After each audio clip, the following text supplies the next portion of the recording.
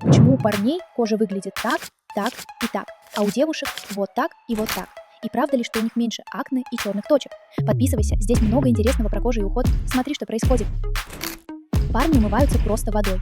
Вода смывает пыль и пот, но не убирает себум и старые клетки. Сначала кожа выглядит чистой, но в порах собирается кожное сало. Так появляются закрытые комедоны и подкожные высыпания.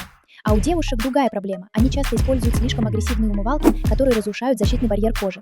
Из-за этого появляются новые высыпания и воспаления. Нам нужно такое средство для умывания, которое уберет себум, но не разрушит барьер.